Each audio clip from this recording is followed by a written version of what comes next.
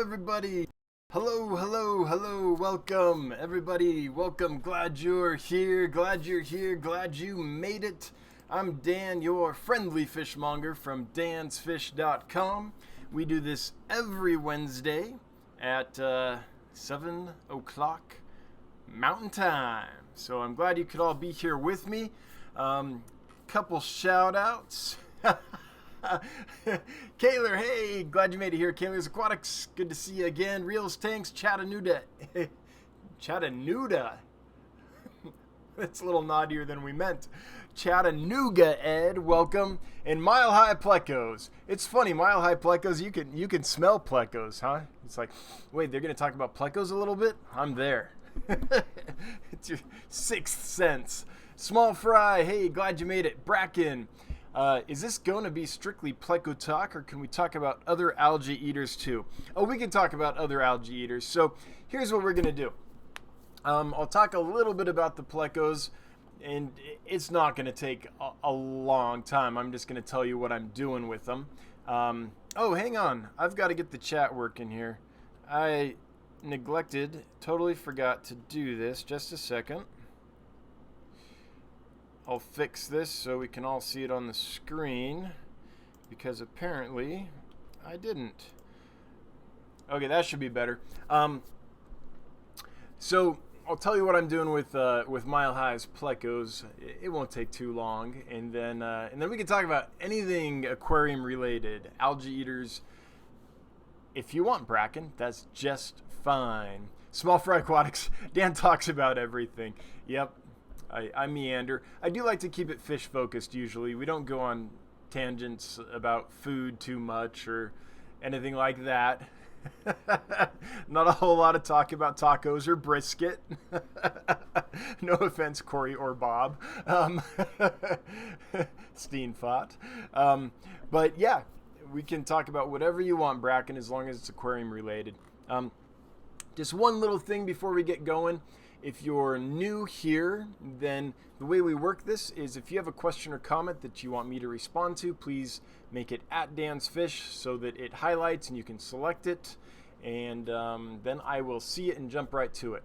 Feel free to talk amongst yourselves, whatever you want, fish related or not, but if it's a question or comment for me to get to, then if you make sure it highlights so I see it, I'll jump right to it, and that way you'll be sure to get a response.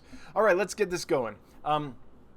So as you can see behind me, this glass is just covered with algae. It's very, very green. And the reason for that is I usually clean the front of that tank on Tuesday night or Wednesday morning, so it looks good for the live stream. So once a week or so, I'll scrub it off. And it's been about a week since I've done that. I've got a ton of light on that tank. I have a lot of fish in there. And the plants aren't booming right now. They're kind of regenerating after I killed most of them off with some salt. So what that means is there's a lot of nutrients in this tank back here for algae to consume and a ton of light for it to play with. So once a week I have to scrub that tank off. If I go 2 weeks, it'll be so green on the front that you can't even see into the tank at all, really. So instead of scrubbing it off this week, I've been planning on moving. I got 3 L182s from Mile High Plecos. Thanks again, Mikey. And got them when they were, I don't know how big they were, inch and a half. They were little guys, maybe a little bigger than that. And they've grown up quite a bit in a 75-gallon tank that I've had. And so I've been planning on moving them now here for the rest of their grow out, because there's a lot of algae and stuff in here, and I think they'll really like this aquarium, and it's a warmer aquarium too. And finally I decided this was the week to do it. So instead of scrubbing all that algae off the front of the glass, I left it, and I just moved them in there a few hours ago. So I left it there because that's going to be awesome food for them. It'll help them settle into their new aquarium and just have stuff to munch on and kind of relieve the stress of having to find food. It'll give them an instant food source that they can just go right to while they're learning their way around that aquarium. So that's what it is. I took a little video today. I'll take one tomorrow, and we'll see how many days it takes them to clean off the front of that glass and how well they do. And that's kind of what I'm doing with those Starlight Plecos. I call them Starry Night Plecos. I know that's wrong. Starry Night's a Van Gogh painting. But anyway, yeah, that's the Pleco thing. That's the reason that glass is all covered in algae, like it normally is before each live stream, before I scrub it down. Now, what's going to happen eventually is, as these plants grow back in, they'll start sucking up enough nutrients that I won't get as much algae as quickly. But as the plants are kind of reestablishing and aren't at full whack, as they say, on the British baking show. I love that. I turned that oven up on full whack. There's a lot of excess nutrients. Now, I do have 3 Siamese algae eaters in there that are adults and big and eat a ton of algae, but the tank just produces so dang much algae that they can't quite keep up on it. And Siamese algae eaters, true Siamese algae eaters, what I've found is they're probably one of the best algae eating fish out there, but they aren't necessarily good at cleaning glass. What you'll see if you look really closely here, you won't be able to see it where the camera is, but if you get up close to the glass, you'll see tons of little spots where they've eaten the algae off of it, but they don't clean it off smoothly. They pick a spot, move to another spot, pick there. And so what I think they're really good at, they have a tiny little kind of mouth that's really can move and get into little cracks and things. I think they're really good Siamese algae eaters at eating algae off of plants, little cracks and crevices and nooks and crannies and stuff like that. They can get in there and get all that stuff. But a big sheet of glass, they don't necessarily clean it like an algae scraper would, or a razor blade, or a scrubby cloth, or something like that. So I think they're a really valuable algae eater, but not necessarily that good at cleaning a pane of glass off, in my experience. So that's kind of what's going on with why that tank looks so darn murky.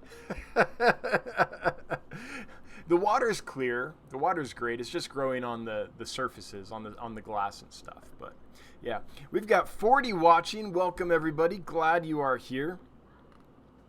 Hello, Bob Kaler, saying hi, and it highlighted, so I saw it. Good example, Bob. So Bracken, if you want to talk about other algae eaters, go at it. Give me a question or comment. Let me know what you would like to talk about, and we'll do that. Alrighty. Small Fry Aquatics, shipping FP Gardneri for the first time. Temps at source and destination are in the 50s. Heat pack or no? So that gets a little tricky. That's a great question. I generally use heat packs until nighttime temperatures stay in the 60s.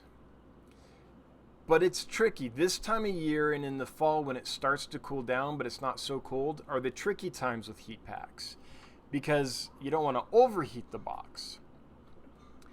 And I've heard things like, well, a heat pack will keep the box 20 degrees warmer than the air outside and all that. And I think that's totally unreliable. I think it depends on how much air is getting to the heat pack. If you wrapped it in newspaper so oxygen exchange is more slow, so it doesn't get as hot as fast. How much insulation you have.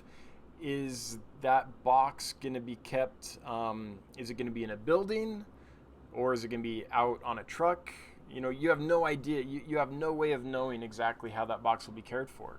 Is it going to be somewhere that's heated because humans work there, or is it going to be packed onto a truck and then left overnight for the morning run out in the cold? You know, you have no idea. It's hard to tell. How much water volume do you have? The more water you have in the box, the less quickly the temperature will fluctuate.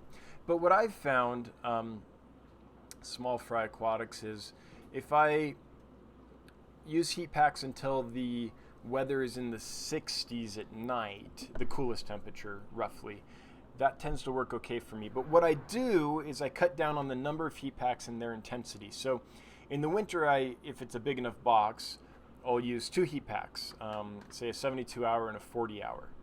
And that'll create quite a lot of heat in the box. And I'll usually only wrap them maybe 1 or 2 layers thick of newspaper, so they have a good oxygen exchange. If this time of year I cut down, so I'll only send 2 40-hour heat packs in a big box, or 1 72-hour heat pack in a big box. It depends on where it's going. My goal is, while it's cold here in Wyoming, it's super hot in like Texas or Florida or other places. So my goal is to put in a heat pack that doesn't last as long, and hopefully what happens is the heat is warm while it's in my area, but as it leaves my area and goes to the warmer areas, it kind of curves down and stops generating as much heat.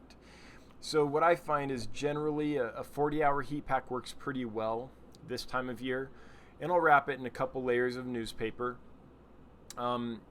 First of all, that helps it function, so it's not flat on a styrofoam or plastic surface, which would cut off air exchange completely to the heat pack, and it wouldn't work without oxygen.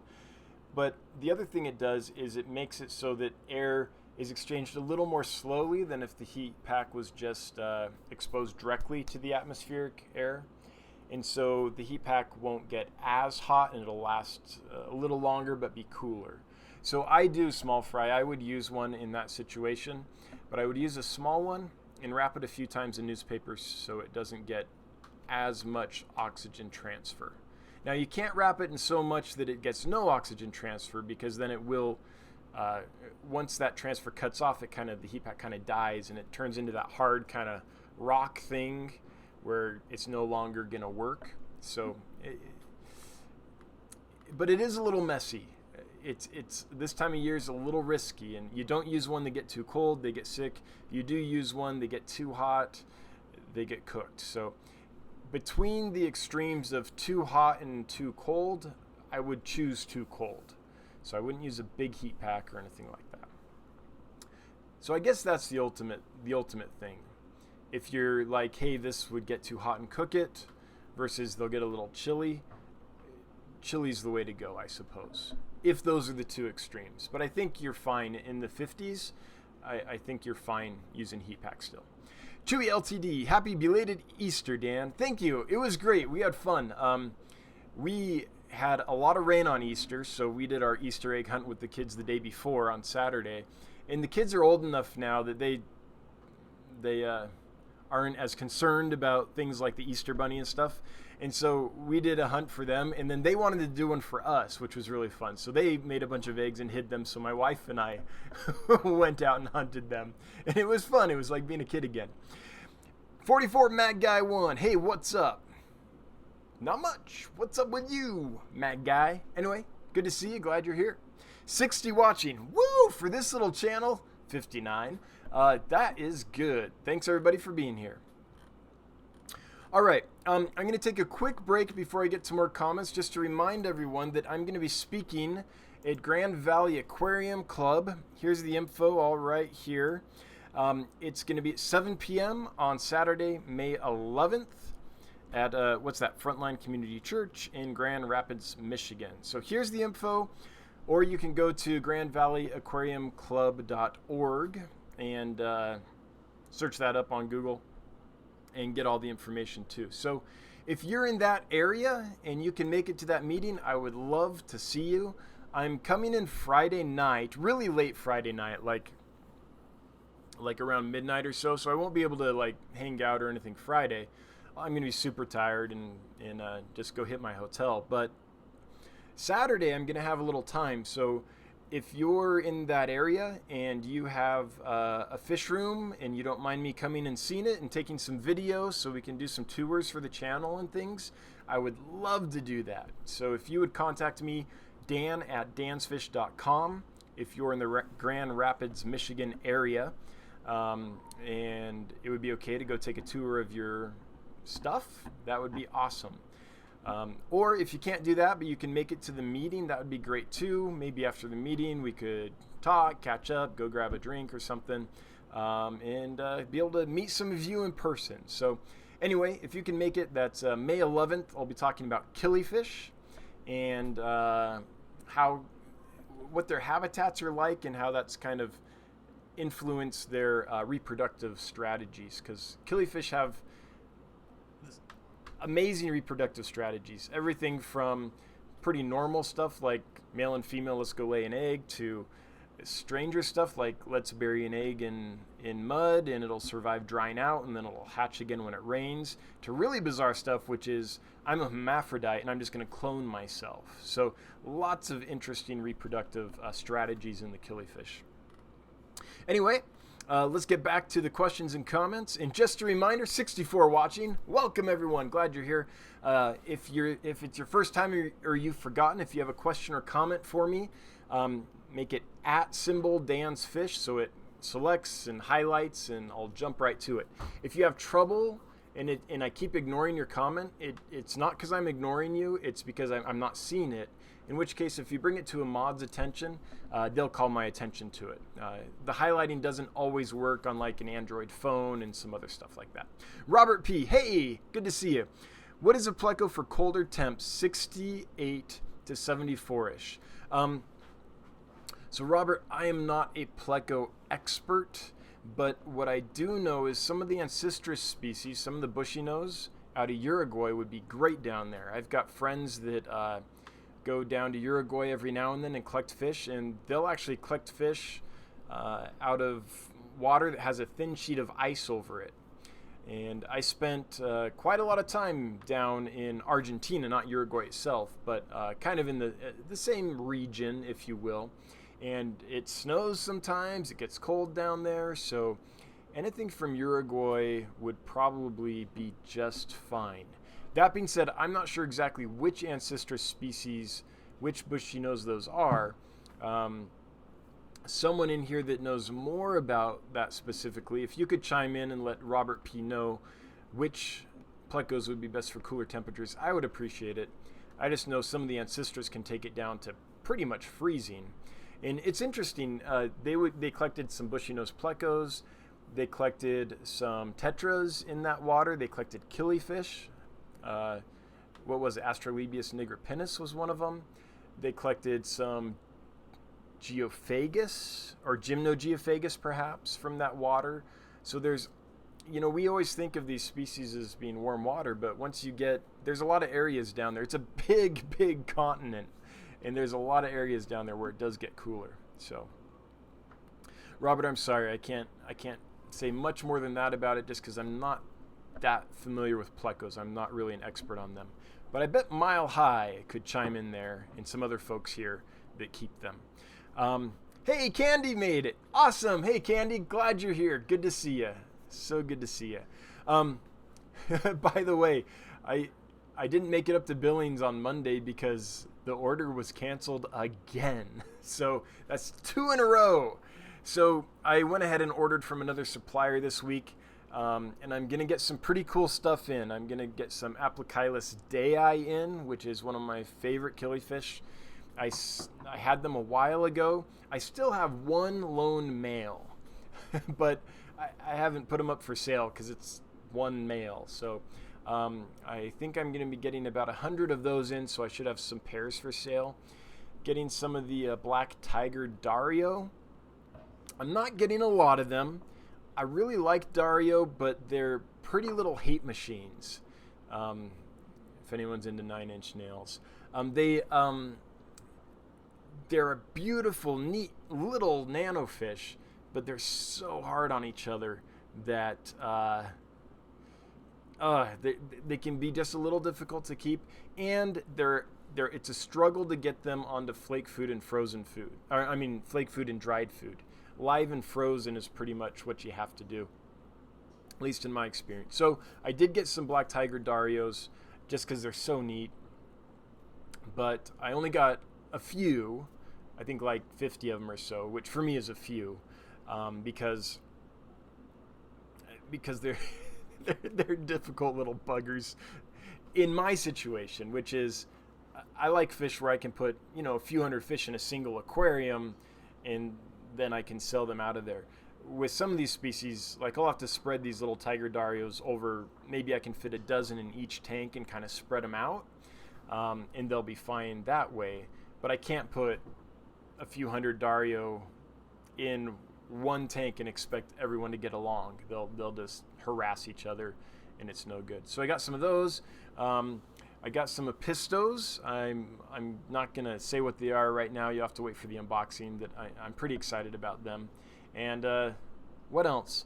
Oh, a Rhinogobius species, which I've never had before. This particular species of Rhinogobius, it's not the normal Wooey or Duosphilis or whatever it's called now. White cheek. It's not one of those. It's a different Rhinogobius, and it's not going to be cheap. They're very rare. They're hard to get, but I am going to get some. So, second week in a row got shorted, so I had to go with another supplier, unfortunately. But I'm hoping this Monday that the order will come in and we'll be back to normal. It sucks trying to run a fish store, sell fish when you're running out of inventory. So, the Fish Tank Barn at Dan's Fish, thanks for the awesome fish. They came in great. Hey, I'm glad to hear it, Mike. Thanks so much for ordering them, and hope you enjoy them and get a ton of babies. If those Endlers don't, I'm pretty darn sure that they're going to breed true, but it's only in the last generation or so that they've really started doing that. So if they breed for you and the babies don't raise up true, let me know, and I'll send you another pair from I've got batches growing up now, and each batch gets a little more true, but I think you'll be good. I think you should have 90% plus that breed out true, but it's such a newly established strain for me that I just want to make sure that you get good stuff, basically. But just let me know if there's any problem with that strain, is what I'm saying. You're the fourth person I've sent those to, so I'm still waiting on feedback from others on how they breed out. For me, they're breeding out okay, but I just want to make sure. Terry's Tropical Tanks at Dan's Fish. The gudgeons and threadfins arrived today. Nice job packing individually. Hey, glad they arrived. Thanks for letting me know. Every box that I sent out this week, and it was a ton of boxes, has arrived except for one, I believe. So one's still on its way to Texas, but I believe everything else arrived. And I'm not sure about this, but I'm thinking of maybe taking the express shipment option off the store, because the priority is arriving in about the same time as the express. I think I sent 4 boxes express this week. The rest were all priority. One of them arrived yesterday, but all the other boxes, priority and express, arrived today. So if you want to order express, go ahead. You can pay the extra and I'll ship it express. But do be aware that the priority is almost as fast. So it might be worth saving your money and just shipping priority. Chewy LT, but it's glad to hear that, Terry and Mike, that the fish came in well. Thanks for letting me know. V-Stag! You who forgot the like, hit the like. All right, so anyone that wants to, if you wouldn't mind taking a minute to like this, share this, subscribe, hit the notification bell, all that stuff, you're invited to, should you desire. Thanks, V-Stag, for the reminder. V-Stag, the V-Bot. Chewy LTD. Okay, Chiatostoma milesi, the rubber-mouthed pleco, is a great algae eater but prefers cooler water, but I find it is great at cleaning glass. Okay, cool. That's good to know. Thanks for sharing, Chewy, that the rubber-mouthed pleco might be one that would work for you. For Robert P., who was asking about that. Oh, Blackwater, I'm sorry, I missed your comment. At Dan's Fish, I got my cochinas today. Cool. They are beautiful. Thank you very much. Never seen better packaging. Thank you.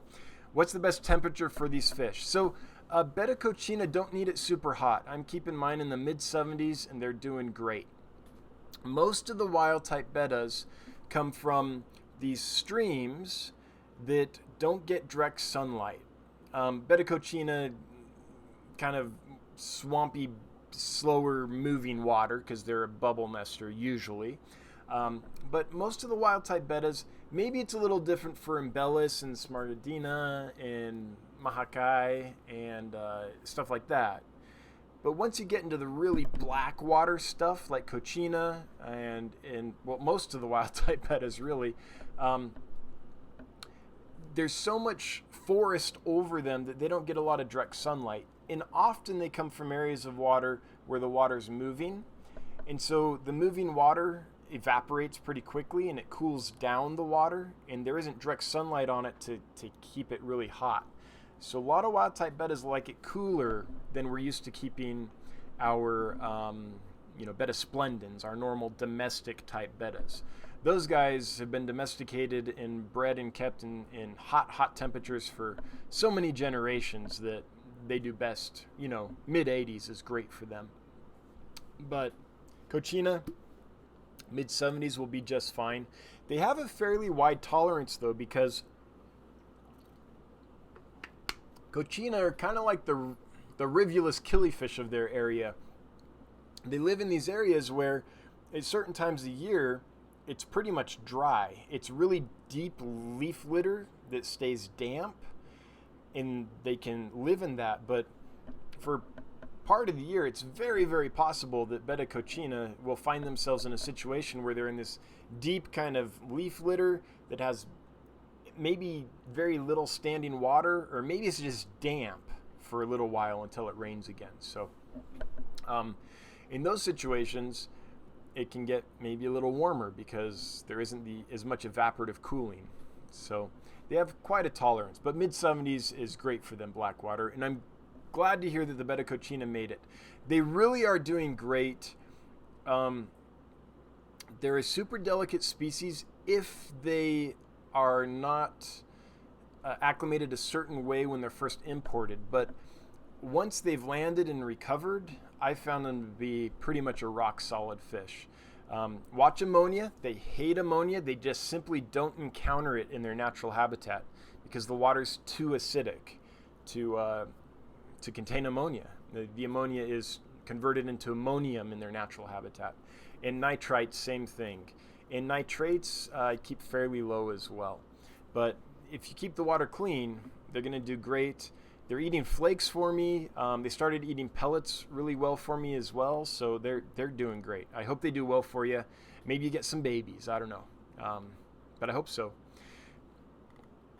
Alrighty, chat jumped on me. So sorry. 67 watching. Hey, that's awesome. That's awesome for us. Okay, I'm finding where we are because chat jumped. Here we are, Bathyphila. Do you ever hear of anyone breeding pandagaras? No, I do not believe, and I could be wrong about this. It could be, but I don't think pandagaras are bred in captivity, or if they are, that they're bred naturally in captivity.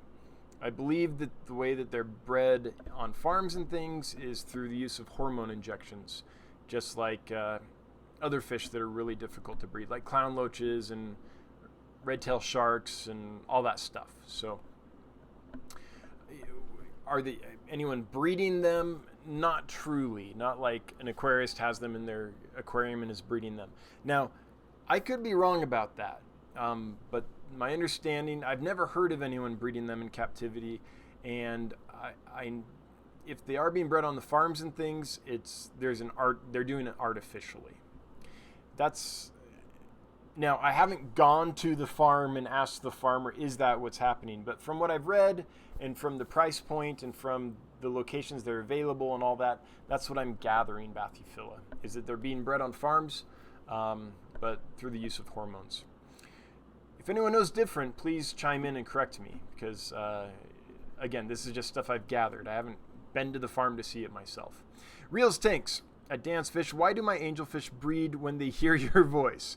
Well, just call me Barry White. Lady!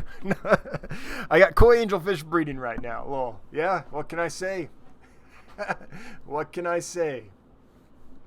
I wish I could say like, well, I'm a relationship counselor or something like that, but I'm not. I'm just a guy that apparently tickles angelfish just right. Kaler's Aquatics. Want a t-shirt? Here you go. Thanks, Kaler. Yeah, we got Dance Fish t-shirts out there if you want. If you're looking for a cool Facebook group and I really mean like a cool drama-free Facebook group. The Get Gills Facebook group is doing great. You're welcome to join us. And if you have fish to sell or you want to buy fish online, getgills.com is a great place for you to list your fish for sale or to go look at other hobbyists and buy fish from them. Bathyphila, is the Rhinogobius a freshwater spawner?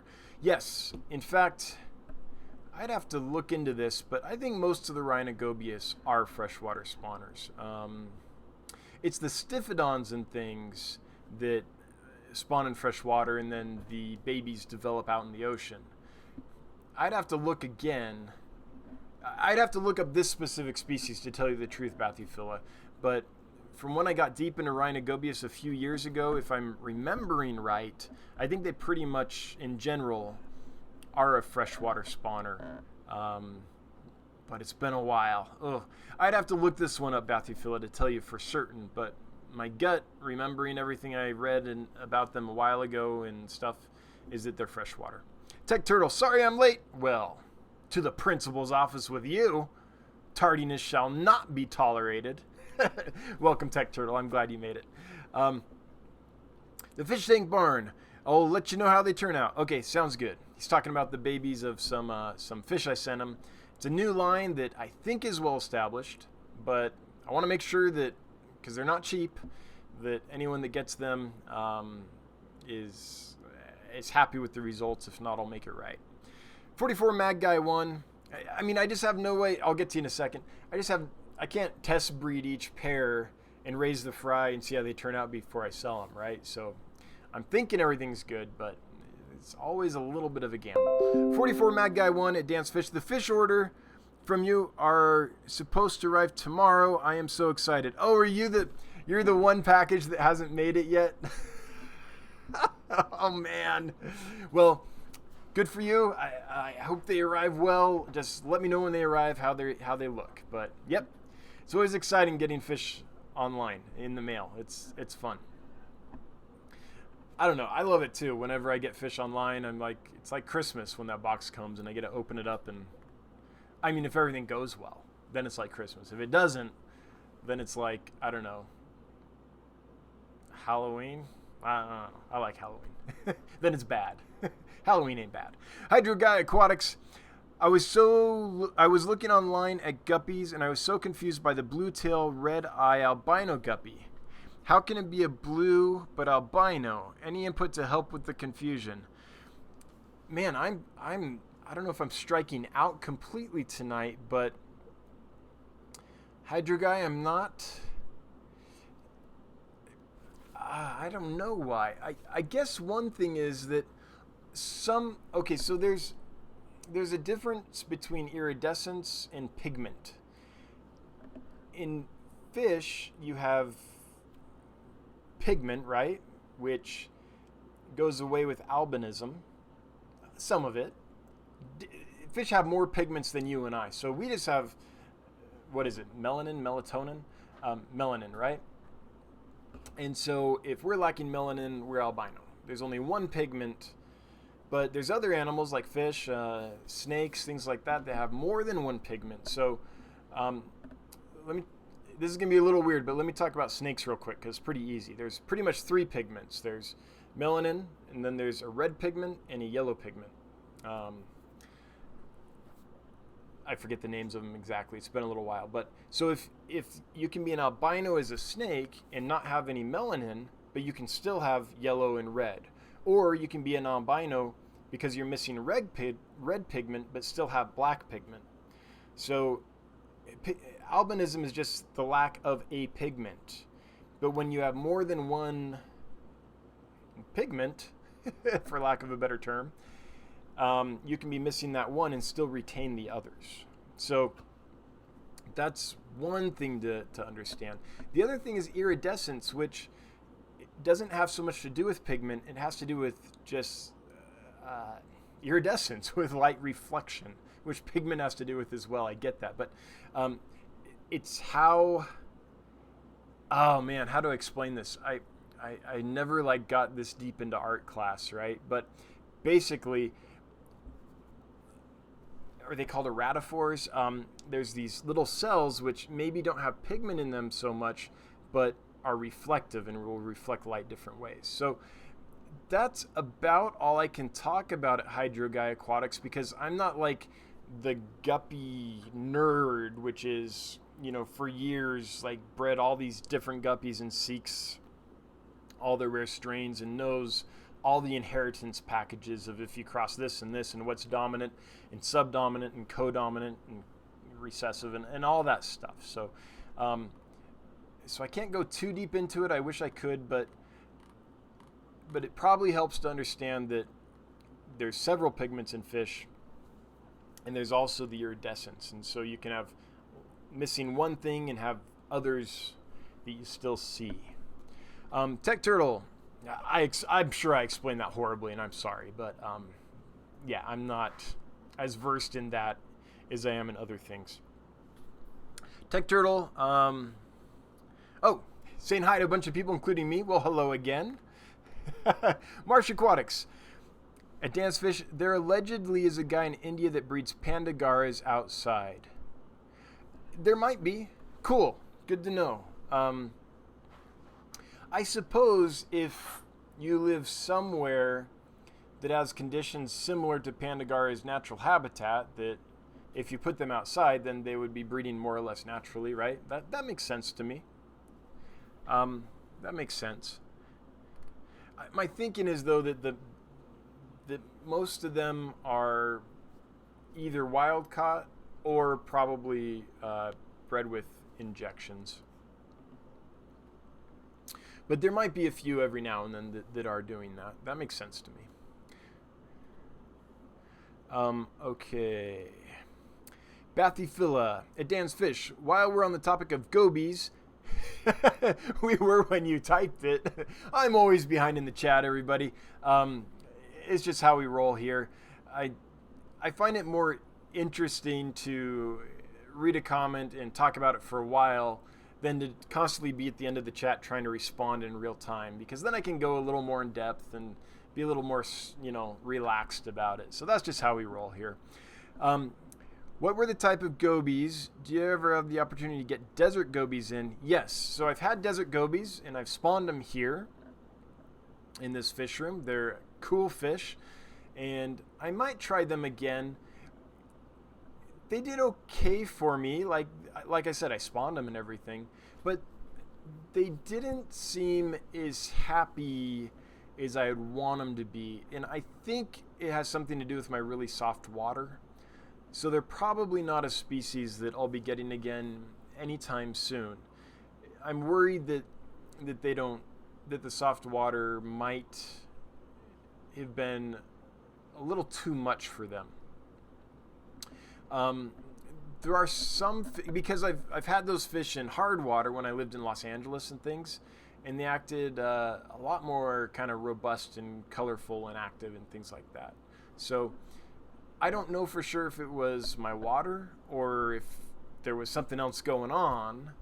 So I don't know, maybe it'd be worth trying them again sometime, but they didn't thrive for me here like I expected they would. And so I've been a little trigger shy about getting them again. It's just like African cichlids, right? Or the Florida flagfish. I can keep African cichlids, and I'm talking Rift Lake, like hard water cichlids. And I can keep Florida flagfish and things. And I can even spawn them and grow them and things. But I'm a little hesitant to do that, just because I worry about keeping them in my water. It's just super soft. So, but I like desert gobies. Super easy to keep, super easy to breed, not picky eaters, peaceful. I mean, they'll spar a little bit and stuff, but they're a fun, full of personality little goby. So I probably won't be getting them in again anytime soon. But if you have a chance to get them, they're a great fish to have. I think they're awesome. And in general, I found them to be really hardy. They come from a wide range of environments and temperatures and things like that, so they're pretty adaptable fish. 44 Mad Guy 1, thanks will do. All right. You're welcome, and thank you. Chewy LTD. Albinism is the lack of black pigment in the animal. Blue comes from the eratophore, so that's the iridescence, that is tied to the blue scale, which is unaffected by the mutation albinism. Okay, cool. So there you have it. So even though it's lacking pigment, it's still got the eratophores for the shininess, the iridescence, if you will. Okay, cool. I mean, that's kind of where I was going a little bit, but I think Chewy explained it a lot more succinctly than I did, so thank you. Bracken, what would be easier to breed with Celebi's rainbows in the same tank? Okay, peacock gudgeons or rosy loaches? Peacock gudgeons for sure. I'm working on getting the plants more dense, and I'll be using mops for the rainbows. I think peacock gudgeons. The reason I say that is probably because I can't stop spawning them. Whereas I've never kept rosy loaches, so I have no idea how easy they would be to spawn. But most loach species are a little challenging to spawn, and the babies are really teeny tiny and stuff like that. So my gut instinct is to say that with Celebi's rainbows, I would do peacock gudgeons. The rainbows will kind of be mid-water, upper level, and spawn in the mops. And then if you have a few PVC pipes that you cut into like 3-inch sections, maybe 3/4 inch PVC pipe, cut it into 3-inch sections. If you have 6 fish, 6 peacock gudgeons, then throw 7 of them in there. So everyone has 1 plus a spare, just in case. And I can't stop the peacock gudgeons from spawning. If they're fed well and things, they just spawn and spawn and spawn. So that's what I would say. Now, the peacock gudgeons, you're probably going to need to remove the eggs or the babies to raise them up, but they'll definitely spawn in that tank with the Celebi's rainbows for sure. My peacock gudgeons are in with platinum half-beaks, and there's a random female guppy in there. And until today, there were the starlight plecos in there as well, and they spawn all the time. So, yeah. I'm looking at Candy's super caps here. It was just someone else. Okay, never mind. Bracken. Oh, just read that. Yeah, so that's my take on it, Bracken. Everyone's setup's different. Everyone's experience is different. So maybe someone here is like, hell no, rosy loaches are super easy and they raise their own babies and, all that. But I've never bred rosy loaches. I've never even kept them. In fact, they were one of the species I was really excited about getting in this week because I've never had them. And then the order didn't arrive. So I tried again. I ordered, I think 200 more, and I'll see or 500 more. I can't remember. I ordered a few hundred more, and we'll see if they come Monday or not. I hope so. Okay. Marsh Aquatics at Dancefish. Any plans on bringing any new rainbows, cories, or plecos in on upcoming shipments? So I've been struggling with this, thinking about this. There's a few plecos and Loricariidae type, fish that every week, or they aren't always available every week, but whenever they're available, I'm always like, oh man, maybe I should. And then I shy away. And the reason I shy away is because I look at before I order a fish, I look at what other people are selling it for. And then I see what my price is versus what it's being sold for, if I can sell it and if it makes sense to buy it. If I buy it for $1 and everyone else is selling it for $1.25, it doesn't make sense for me to get that fish. If I buy it for $1 and everyone's selling it for $100, then it would make a ton of sense to get that fish, right? That'd be an amazing profit margin. Not that that's ever the case, but so my issue is I'm not bringing if I imported fish directly from Peru or Colombia, like on my own import license, which I brought fish in on my own import license before. But if I did that, then it might make financial sense to bring in some of those cories and plecos and stuff. But as it stands, the suppliers I can get them from and the quantities I have to get them in, there's not enough wiggle room in the margin versus what other people are selling Plecos and things for me to do it. I simply would lose money on them. So, I mean, most of the people selling those are importing pretty much directly. And when they do that, they get them for a lot less than I can get them for. And I'm just not ready to do like a multi-thousand fish order of Plecos so I can order directly from Colombia or Peru. So Plecos are probably out for me just because if I got them, I'd have to sell them for a lot more than other people are selling them for. And then I wouldn't sell them because people would get them from the other suppliers because they'd be cheaper. So there's a little wiggle room. I mean, I do take the time and care to get the fish healthy before I sell them. I'll never knowingly send a sick fish. The fish, when I sell them, to the best of my knowledge, are fully acclimated and healthy and robust and recovered and all that. So sometimes I will get something to sell for a little bit more than other people because I've done the work and you're going to get healthy fish that thrive, at least I hope. But that's a tiny bit. I can't sell, if someone's selling a fish for $1, I can't sell it for 10, right? It just doesn't make sense. And that's kind of the boat I would be in for Plecos. For Cories, I like Cories a lot, but I've tried probably a dozen different species of Cories over the last year and a half, 2 years, and they just don't sell very well. It's really hard for me to move Cories. So I've got Cories that I bought a year and a half ago, and they still haven't sold. So I ended up just taking them down about a month ago and being like, well, I don't want to sell them now because they're old, and I don't want to sell people, fish that aren't going to have as much life expectancy as possible. And so I just kept them. So now they're just in my tanks, and they'll live out their life here. So every now and then I'm tempted to get some, like Corridors Equus. Weitzmanni has been available that I could get. There's been some cool species, but I'd have to sell them for so darn much, and I just have some trouble moving Cories. So probably not Marsh Aquatics on the Plecos or Cories.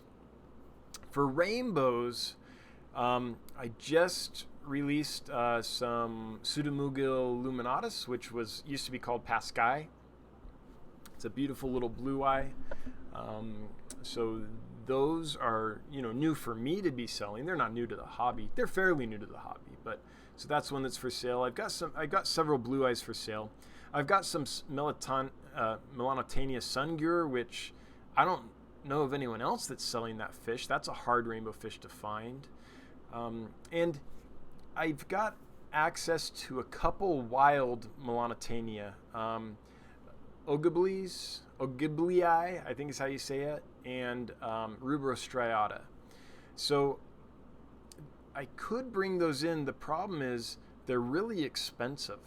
So unless someone is like really interested in them and wants to get a group of them, then it doesn't make a lot of sense for me to get them, because when you have to sell a fish for 30 to 40 bucks each,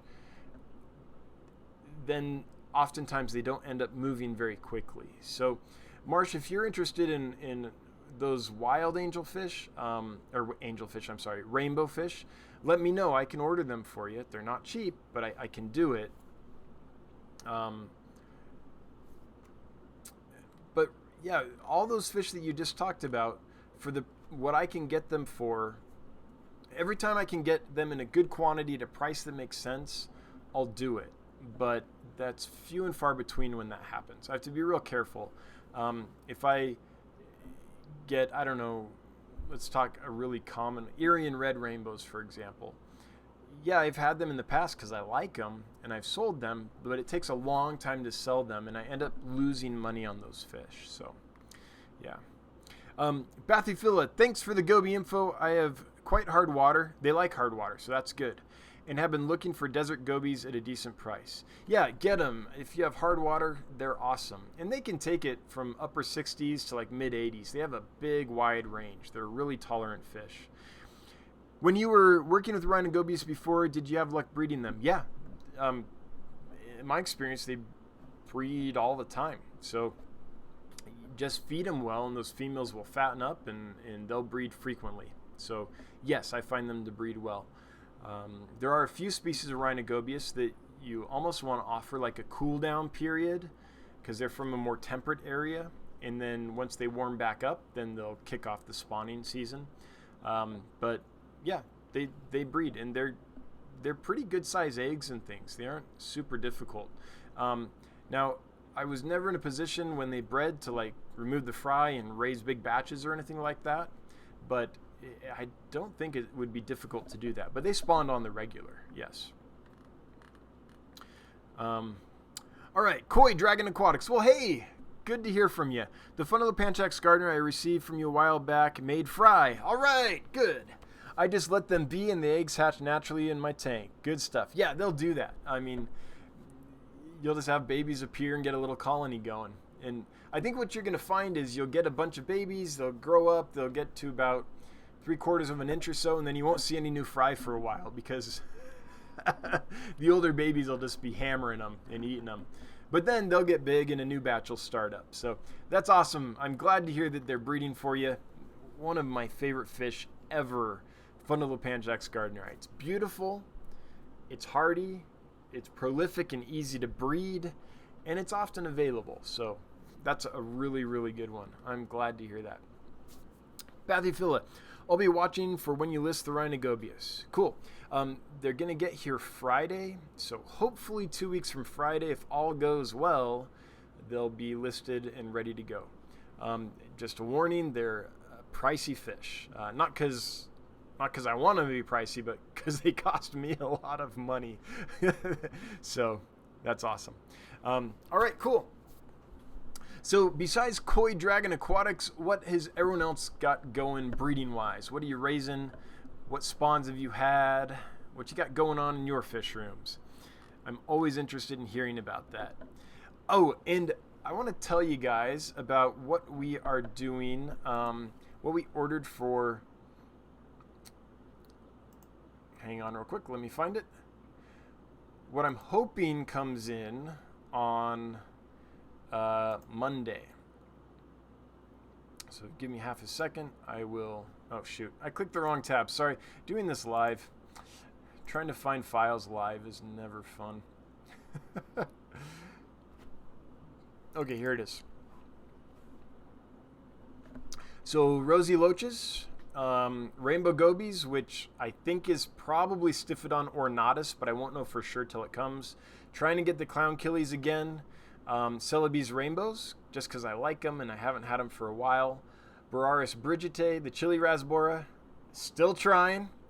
More the Aplochilus blockii. Oh, I have a story about the Aplochilus blockii I'll tell you in just a second. Gymnogeophagus balzani, which is from Uruguay and Paraguay. It's one of those mouth-brooding cichlids that can take cooler temperatures. Rosy bitterlings, Rhombobarbs, Aplochilus panchax, another killifish I just haven't had in a while. Some Uwaru cichlids. Trying to get some more Geophagus wine milleri in, and trying to get some honeycomb catfish or oil cats in, depending on what you call them. So that's what is on the docket for Monday. But again, the last 2 weeks, the order's been just completely zeroed. Have gotten nothing. So we'll see. So a word of warning about wild-type bettas. So I had a whole bunch of Aplochilus blockii, a great little surface-dwelling killifish in an aquarium. And I thought that they would get along great with the Betta bellica. And I looked at the little Betta bellica and I was like, okay, they'll be fine. Those Betta bellica, their mouths are deceptively big. I did not think that they could eat the Aplochilus blockii.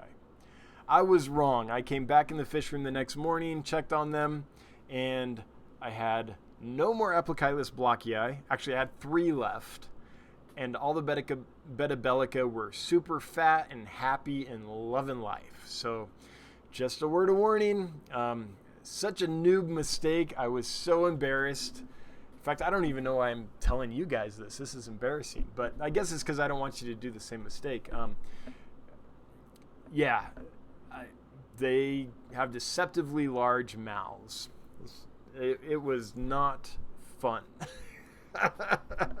So you would think that I would know better. Every now and then a fish surprises me, and I think they'll get along just great, and they don't. So that's what happened to all the Aplechylis blockii. And so what really was horrible is I had to, I think I had like 6 orders of Aplechylis blockii. And, you know, people usually get 3 or 4 pairs when they get a pair of those.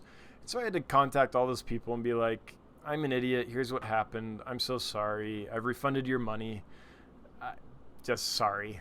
Like, I don't know what else to say. I hate doing that. Whenever I have to cancel an order because I'm dumb. Oh, that's the worst. It's just the worst.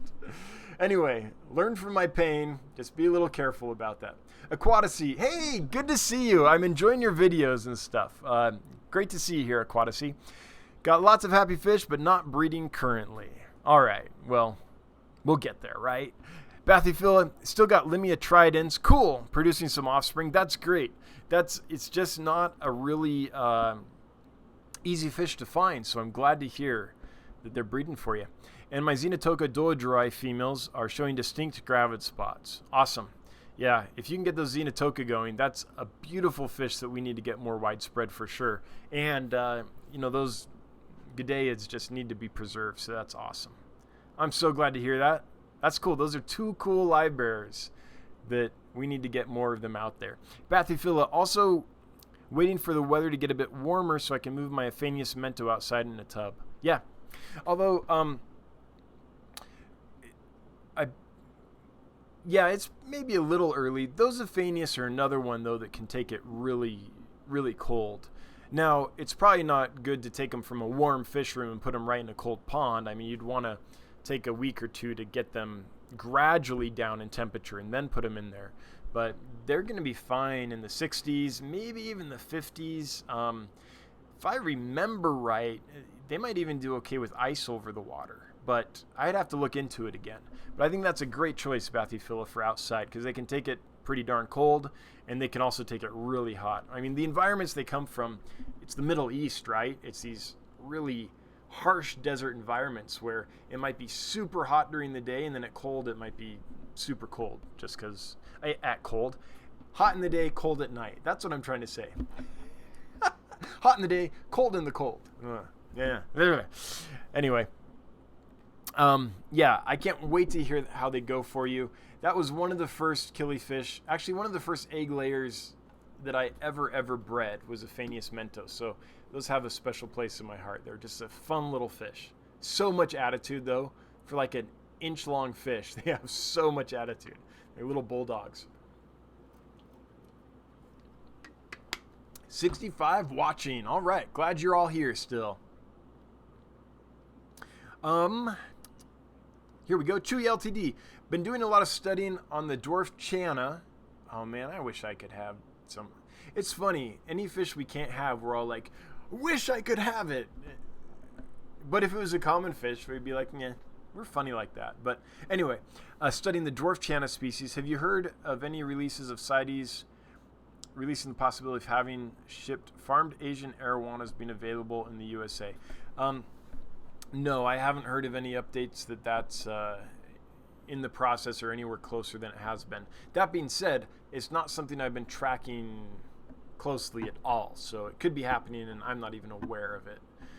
Aquaticy sounds like a lot of great species, hopefully coming in for you. Yeah, I'm excited about it. We'll see if they make it this time. Cindy425, I have dwarf Victorian mouth breeders. Cool! One holding, the other spit fried 2 days ago. That's awesome. I'm glad to hear that. That's fun. That is fun. If anyone here has not yet kept mouth brooding cichlids or mouth brooding bettas or mouth brooding gouramis, you owe it to yourself once in your life to see that behavior. It's pretty darn cool. Cheshire Cat, just have 4 platy fry. So cute. Hey, that's awesome. They're getting their spots. And you're in college, right? So you got like a dorm room or something. Any babies is great when you're in college. I remember how busy college was. They're getting their spots, and I swear one is tinted more orange than the others. I'm in the process of adding more plants and wood now. Cool. Yeah, little platies. Like I say every now and then. Every now and then I'm just like, you know what? I'm getting me some platies because they're going to be hardy. They're going to be fun and easy to breed and colorful. They're not delicate at all. So every now and then I'm just like, I want some platies. Real stinks. I got some eggs from rainbow cichlids. Cool. From the pair I got from Kaler's Aquatic Store on Get Gills. Well, that's awesome. That's awesome to hear that you got the fish from Kaler's Aquatics in good shape and they're already spawning for you. And that's a beautiful fish. They are, well, they're called rainbow cichlids for a reason. Dan's fish would eat or be eaten. Well, yeah, in my tanks. In my tanks, apparently they get eaten. Aquaticy, I enjoy your videos as well. Well, thank you. I'm glad you're here, and I'm glad you watch my stuff. That's awesome. Carbon Really, hello at Dan's Fish. Hello, everyone. Hey, Carbon, glad you made it. Welcome. Glad to see you again. Well, here's someone new, at least that I don't recognize. Neo Fishbowl. Neo Fishbowl, if you've been here the entire time for like years and are like, hey, I comment every time, then forgive me. But if you're new, which I think you are, then welcome. Glad you're here. At Dan's Fish, I just got Fundapanchax Gardneri clauseni location. Got some eggs. How can you tell good eggs from bad eggs? Bad eggs basically will be white and fuzzy. So they'll basically look like they're just going moldy. These long white fuzzy things will come out of them. That's pretty much how you tell.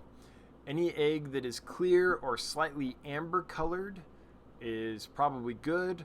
Or if they're a little bit older, you'll start seeing the embryo develop in there. You'll start seeing little spots where the eyes are going to be, a little bit of pigment in there. But if it's like cloudy white on the outside of the egg and you can't see kind of through the egg or into the egg, then it's probably not a good egg. What I would do if I had those is whatever container you're keeping them in, whether you're water incubating them or incubating them on like peat moss or ground coconut fiber or whatever, is I would try to keep them a little bit apart from each other. It's a lot easier on peat moss and coconut fiber, but that way if one egg does, we call it fungus, but basically, you know, become a cesspool of disease and bacteria and just disintegrate, it's less likely to transfer to the eggs surrounding it. So that's the great advantage of peat moss, is you can keep the eggs kind of separate. So if one goes down, it's not touching other eggs that, because if it is touching them, the bacteria and fungus, it's really bacteria, I think, but whatever it is, it'll just spread to all the other eggs. But that's how you tell. Depending on the temperature, 2 to 3 weeks, you should be able to wet those and get some babies. I hope they do well for you. Terry's Tropical Tanks at Dan's Fish. I have about 50 Celebes fry. Awesome. So Celebes, we call them Celebes rainbows. They're really a silver side. Pretty small when they hatch and seem to be growing slowly. Yeah, in true rainbow fishish style, right? Well, that's awesome. But 50 fry though, that's a good batch. You're gonna get a nice group out of that. Aquaticy, which killifish would go well with African dwarf frogs? Not that I'm scheming up a new tank or anything. Oh.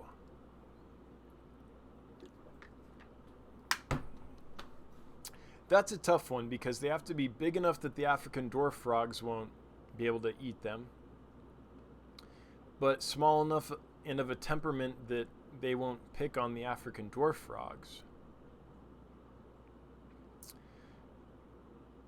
My best guess for that, and this is totally a guess, Aquaticy, would be one of the lamp eyes. Maybe a Procatopus species.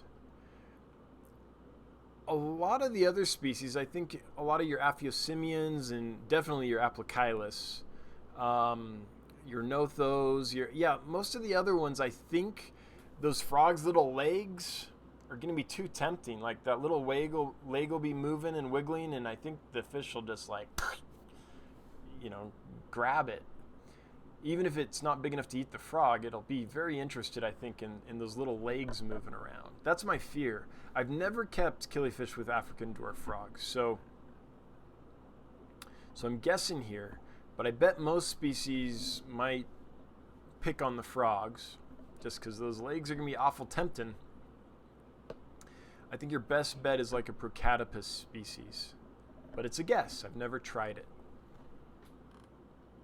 Anyone here, if you've ever kept killies with African dwarf frogs, please chime in so we can help Aquaticy out better than I can by myself, because that's just not a setup I've done.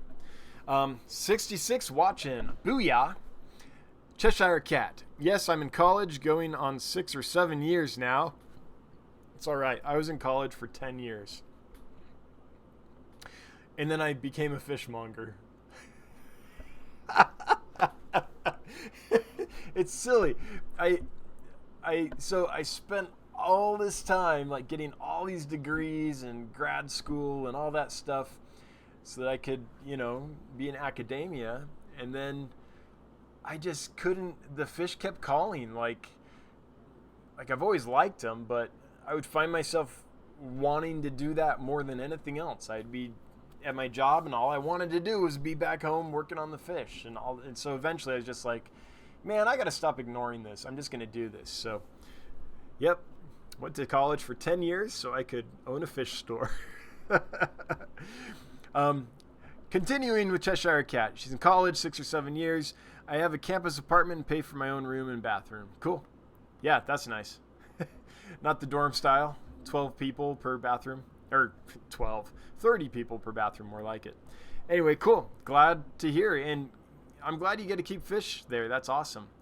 A lot of campuses don't let you do that. Or if they do, it's like they'll allow a betta bowl or something, but that's it. Kaylor throwing down. $25. Hashtag no more professor. Thanks, Bob. I appreciate it. I appreciate you modding. I appreciate all you do for us in this community and all you do for me personally with the Super Chats. Never required, always appreciated, and makes the wife super happy. So thank you so much. Appreciate it. All right, Chewy LTD. The Lake Tanganyika killifish may work with the African dwarf frogs. Yeah, but they get 6 inches or more. And so I think that the Lamprichthys tanganyicanus might eat the frogs. That's my guess.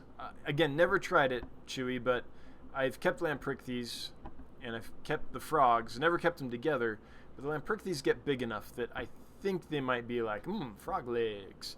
Cheshire Cat accidentally pressed send. I suspect one platy may have gill flukes. Oh no. Another might be sick. Oh no. Once I figure that out, I hope to get coolie loaches. They're one of my most wanted. It's funny. Coolie loaches, either you love them or they give you the heebie-jeebies. I love them. But there's a lot of people that are like, coolie loach. They like freak them out. Hey, we got some more Super Chats. Thanks, everybody. Let's take a look at that. Not to ignore the Super Chats. Tampa Tom, $1.99. Yeah, no more professor. Thanks. Appreciate it, Tampa. Glad you're here instead of on your wheels. Thanks for making it. Small Fry Aquatics. Your bottle of Patreon is getting low, so I'll give you $9.99. Thanks, man. Thanks. Yep, the Patreon thing, I know for a while there everyone was doing it. I never got on the bandwagon. I'm not quite sure why. I don't know. And I have no plans to do it, honestly. I guess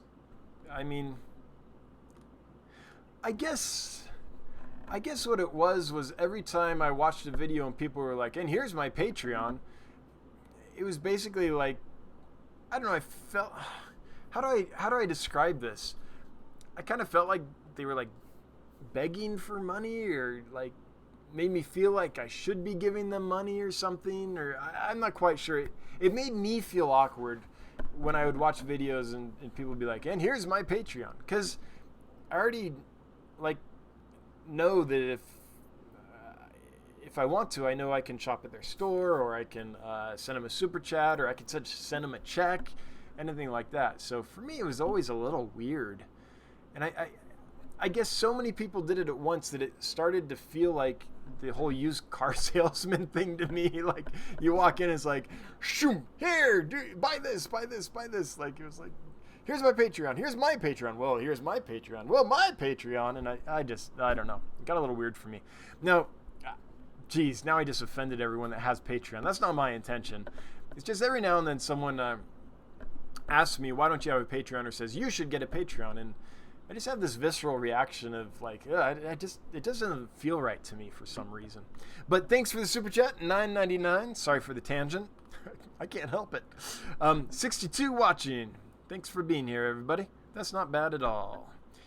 Okay, Marsh Aquatics. Can all killifish eggs be water incubated? No.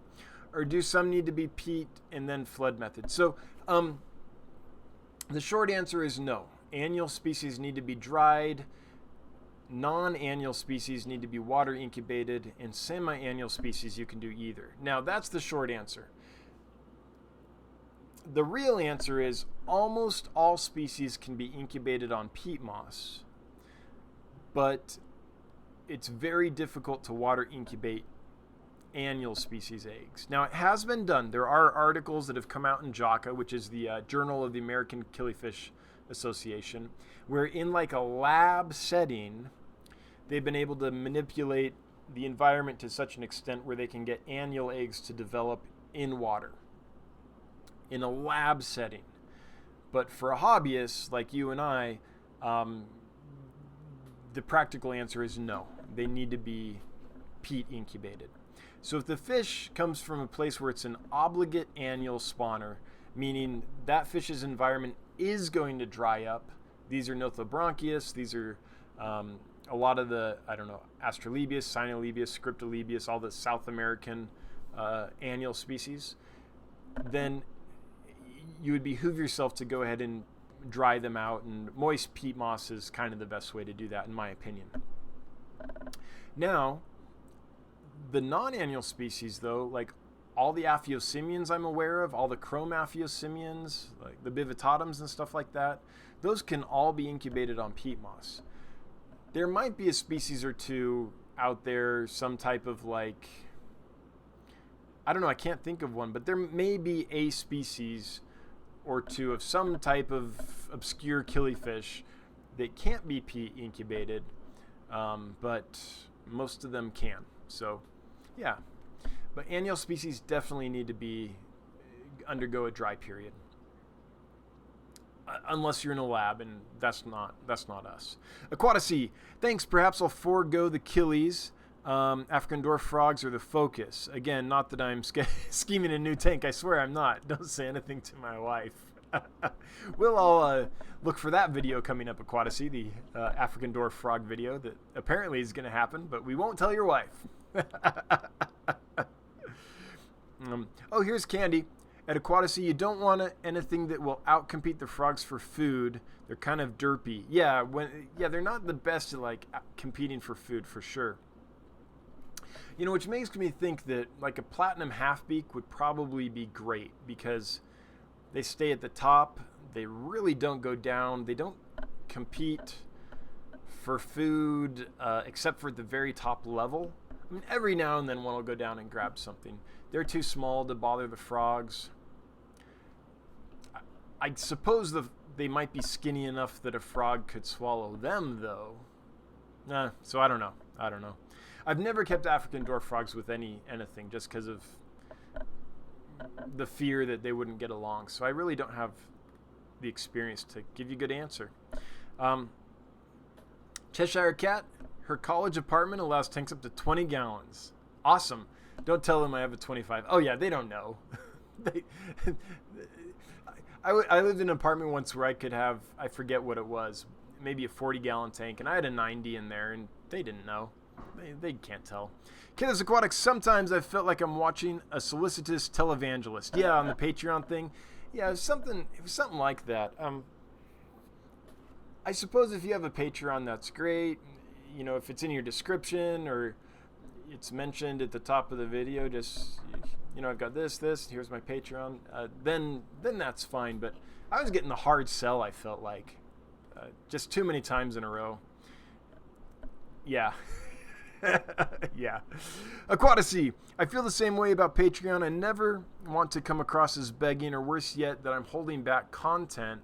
Pay the ransom and you get to see it. I changed my Patreon drastically. Yeah, it's just, again, I mean, for those that haven't and it's working for you, that's great. That's awesome. I don't want to bad talk it or bad talk you for using it. That's not what I'm saying. I'm just saying, for me, it just it felt wrong, so I didn't do it. All right, well, we've reached the bottom of the chat. We've been going for over an hour now, so this is the point in the live stream where I say if you have a question or comment, leave it now in the next minute or so, and we'll get to it. Otherwise, we'll probably shut this down pretty quick here because, again, once you reach the bottom of the chat, sometimes I'll watch people live streaming and they'll get down there and then it's a lot of this.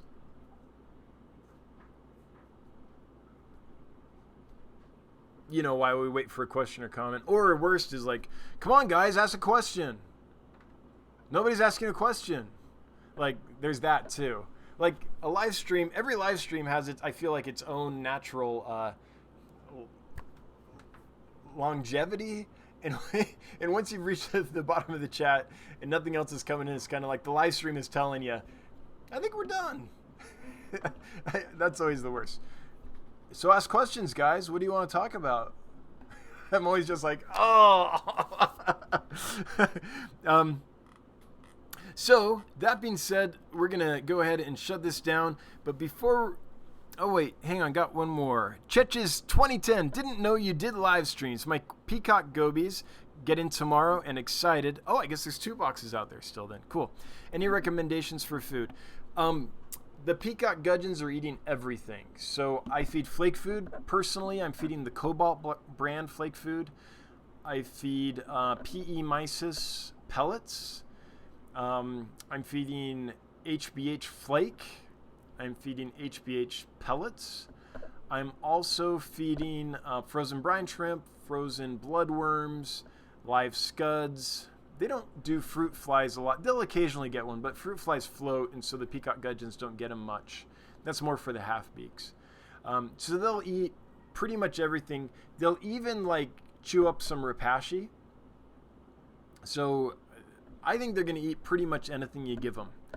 They've been used to it so long that flakes, pellets, frozen, live, they're all over it. I think you're going to be just fine. The one thing I will say, and this is not for you specifically, but in general, I think oftentimes when we get new fish in, we're really worried about them because they haven't eaten for a few days, and we want to fatten them up, and we feel good when they eat, right? Because then it's like, okay, good. It's like, I don't know, it's like a parent with their kid. It's like, you're not eating? What's wrong? Like, we want them to eat because it's a sign that everything's good. With brand newly arrived fish, I feel like, yes, go ahead and try to feed them the first day if you want, but make it very little. I feel like often when we first get fish in, because we want them so badly to eat and recover and be good, we feed too much. And since they're not used to where they're at and not used to the food itself sometimes, if it's a different brand or different type of food or whatever, and not used to where the food enters the tank and how the food flows through the current and where they need to be to get it and all that stuff, a lot of that food won't be eaten. It'll just waste in the tank and create problems. So I just encourage everybody, when you have a brand new fish, resist the urge to like put in a ton of food so it gets a little bit. Feed just a little bit, and after a few days the fish will be used to the tank enough to come out and look for the food. It'll get used to the food and start eating more, and you'll get the fish eating just fine without overdoing it, because then you can get an ammonia spike and then you have real problems. So just, I don't know why that popped in my head, but I guess because we're talking about new fish and feeding them. Yeah. Oh, I missed one. Sorry about that. Where was it? 44 Mad Guy. What do you think of naming pet fish? Oh, I think it's great. Yeah, go for it. You know, everybody's got a different relationship with their animals, and especially fish. Like dogs and cats you generally name, right? Usually birds and stuff like that too. But it's funny, when we get away from like fluffiness, like feathers and fur, then we're less likely to. So like people that keep reptiles, some people name them, some don't. Great. Fish, same thing. Some people name them, some don't. Like look at Rachel O'Leary, right? She has tons of fish. She's only named a few of them. She's got Sid Vicious, the betta. She's got Captain Cranky Pants, the Oscar, and a few other fish that she's named. But because those are like more pet-like to her. I can't speak for Rachel, but you know, some of them are more like pets, and some of them are more like, I don't know. What are they? They're not decorations. They're living things, but I don't know how to describe it. But I think it depends on your relationship with the fish. If to you that fish is a pet, then name it. If to you that fish is, how do I describe it without demeaning my relationship with my fish? I don't generally name my fish, but it's not because I don't respect them or care about them. It's just I don't see them so much as a pet, like that kind of relationship, as something that's ornamental and beautiful. But I still respect them. I don't know. But yeah, name the fish. Go ahead if you want. Aquaticy, thank you for the live stream today. It was glad to be able to jump in before it was over. Glad you were here. Okay, I'll get the last couple. There's 3 more. I'll get them, and then we'll shut this down. Saying goodnight, Tech Turtle. Cool. Killers Aquatics. The 186th element. How do I donate to your Patreon? Oh, thanks, Bob. I don't even have one set up. I figure that if people want to support me, there's always super chats, and there's always the store. And if you don't like super chatting, or you don't need anything at getgills.com or dansfish.com, then spreading the word and just being part of the community is enough for me. So I don't have a Patreon, so you can't donate it to it. But as Bob always says, send money and candy. I love that when Bob says that. Aquaticy, I totally agree about naming fish. I did a whole video about it. Oh, I missed that one. Some fish have personalities and are just screaming out to be named. Yeah, like your larger cichlids, they're probably going to want to be named. Your school of neon tetras, I don't know, that's 50 different tetras that you can't tell apart. I don't know. Bathyphil, a natural exhibit. That might be a way to describe it. 44 Magi, thanks for the answers in the great live stream. Well, you're welcome. On that, let's shut it down. First, I want to thank my mods because they work hard to keep this stream legit, to keep everything flowing smoothly. Really appreciate you guys. Thanks, Bob. Thanks, Candy. Lumpy Dog and 54 Punchy, thanks as well. I know you guys come whenever you can, and I appreciate it. Everyone that super chatted, thank you. It's never required, but it is always appreciated, and it does really help, by the way. So it's not just like, oh, thanks. I mean, it's like it sincerely helps. Every little bit helps in this business, so I appreciate it very much. Everyone that participated, chatted among yourselves, helped other people with questions and answers, and made this a richer experience, thank you. And as always, all you lurkers, I feel ya. Until next Wednesday at 7 p.m. Mountain Time, I hope you all have a great week. I'll see you then. Bye-bye.